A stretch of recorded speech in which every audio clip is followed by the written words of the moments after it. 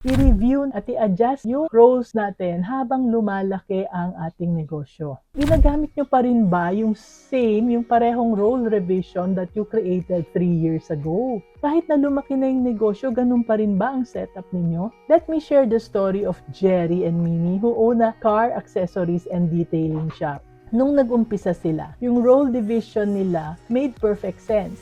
Jerry handled all the technical work, detailing cars, installing accessories, managing the service bay. Mimi naman handled the admin side, yung bookkeeping, customer calls, and inventory orders. So for the first 2 years, beautiful, very perfect yung kanilang sistema. But then, nag-grow na yung kanilang negosyo, nadagdagan na yung mga katauhan nila, nagkaroon sila ng more staff, opened a second location, and they expanded their product and service lines. Soon, si Jerry was overwhelmed. He was trying to do lahat ng technical task niya by himself.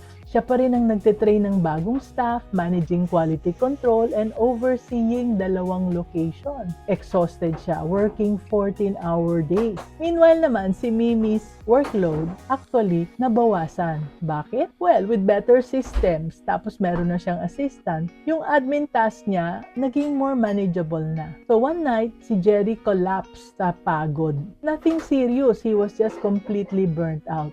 And katabi niya si Mimi, habang nandoon siya, tinitingnan ni Mimi yung nangyari kay Jerry at sabi niya, nako, hindi na nagwo-work yung setup natin. Inadmit ni Jerry sa sarili niya na hindi niya na kayang gawin yung ginagawa niya the way he used to. So, pinag-usapan nila, ni-layout nila yung lahat ng mga dapat gawin and they completely reassess their roles. Si Mimi took over managing 1 location and handling supplier relationships. Si Jerry naman nag-focus na siya sa quality control, sa training, at saka sa pag-develop ng mga bagong service packages. Within 1 month, yung stress level ni Jerry bumaba na at yung negosyo tumatakbo pa rin smoothly. So, eto yung lesson, anak. Roles that work when you started may no longer work as you grow. Kaya, great business partners need to adjust. So, schedule a quarterly review with your partner para sa pag-a-adjust ng inyong mga roles. Tanungin ninyo yung pareho, yung ating bang current roles nagwo-work pa ba?